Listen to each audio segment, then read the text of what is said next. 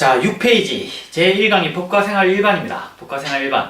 법과생활 1반에 제가 헌법 제103조를 그려놨어요. 103조. 헌법 제103조 한번 읽어볼까요? 법관은 헌법과 법률에 의하여 그 양심에 따라 독립하여 심판한다. 모든 법률 분쟁의 해결의 종국적인 종착지는 어디겠습니까? 법원입니다. 법원. 모든 사건들이 판사님 앞에서 다 결론이 나게 돼요. 그런데 이 판사님이 어떤 근거에 의해서 재판을 할까요? 어떤 근거? 그것은 바로 헌법에 나와 있는 것처럼 헌법과 법률에 의하여 그 양심에 따라 독립하여 심판한다는 것입니다. 그런데 법률은 있긴 있는데 그 양심에 따라 이 양심이 참 문제가 됩니다.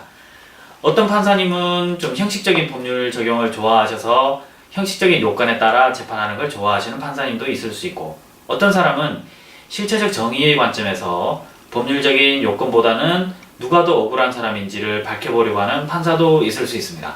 그래서 그때그때의 사정에 따라 사실상 판결의 결과가 조금씩 달라질 수 있는 거예요. 그렇다면 재판에 임하는 사람들은 제일 신경 써야 될 게 뭘 것 같습니까? 맞추는 사람도 있을 거예요. 판사의 눈치를 봐야 돼요. 판사의 눈치. 저도 판사의 눈치를 봅니다. 판사의 눈치를 보지 않을 수 없어요. 판사가 법률과 법률에 의해서 양심에 따라 재판을 하기 때문에 판사님의 마음이 움직임에 따라 재판 결과가 다 달라지거든요. 그래서 판사님이 어떤 생각을 하고 있는지, 판사님이 나를 어떻게 볼지, 그런 것도 매우 중요한 것입니다. 카네기 인간관계론에 보면은 카네기 인간관계론에서 말하는 가장 중요한 요소가 그래요. 편견이 없는 사람이 없다. 즉 선입견이나 편견이 없는 사람이 없다는 거예요.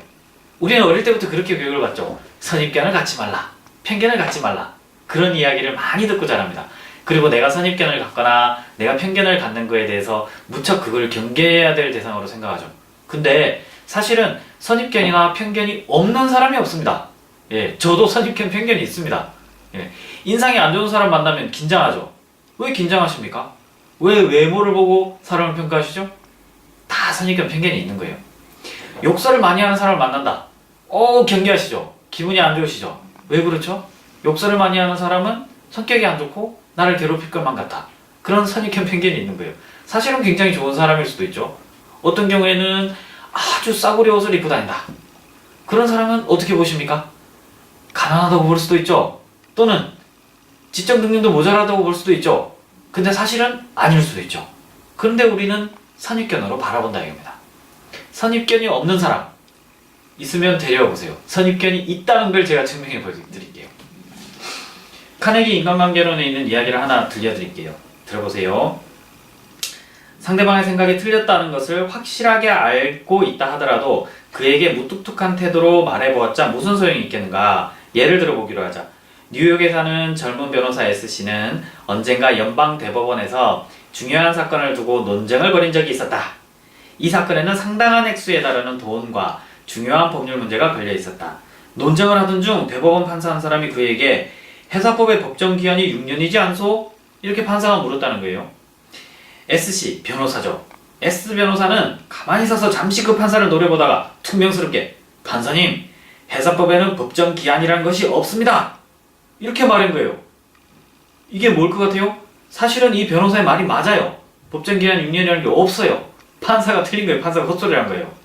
그런데 이 변호사의 말은 어떨 것 같아요? 차가운 공기가 온 법정을 감쌌습니다. 제 말이 옳고 그 판사의 말은 틀렸습니다. 그래서 그렇게 말했던 거죠. 그랬더니 그 판사의 태도가 부드러워졌냐고요? 그렇지 않더군요. 저는 지금도 그 당시의 법에 대한 제 견해가 옳았다고 믿습니다. 그 어느 때보다 변론도 더 잘했다고 생각합니다. 그럼에도 불구하고 저는 그 판사를 설득시키지 못했습니다. 저는 대단히 학식이 있고 저명한 판사에게 그의 말이 틀렸다고 말해버리는 실수를 저질렀던 것입니다. 그래서 카네기가 말하는 건 그거예요. 논리적인 사람은 거의 없다는 거예요. 우리들 대부분은 편견을 가지고 있거나 생각이 한쪽으로 치우쳐져 있다는 겁니다. 그리고 질투, 선입관, 부러움, 의심, 두려움과 자만, 그런 것들로 우리의 판단은 대부분 흐려져 있다는 거예요. 그래서 우리는 판단을 하기가 굉장히 힘든 겁니다. 그러면 판사님들한테 고도의 객관성이 있는 판단을 하라고 우리가 강요할 수 있을까요? 강요하기는 힘들 거예요. 그래서 판사한테 다가갈 때는 어떤 모습으로 다가가야 되겠습니까? 판사님을 설득해야 된다는 관점으로 다가가야 되는 거예요. 검사에게도 마찬가지예요. 경찰에게도 마찬가지예요. 내가 옳다고 해서 무조건 쥐어박듯이 공격적으로 나가서는 절대 그 사람을 설득할 수 없습니다. 그래서 저는 소송을 고도의 설득 과학이라고 봅니다. 뭐 침대도 과학이라고 하고 부동산도 과학이라고 하는데 소송이야말로 진짜 과학입니다. 설득의 과학이죠.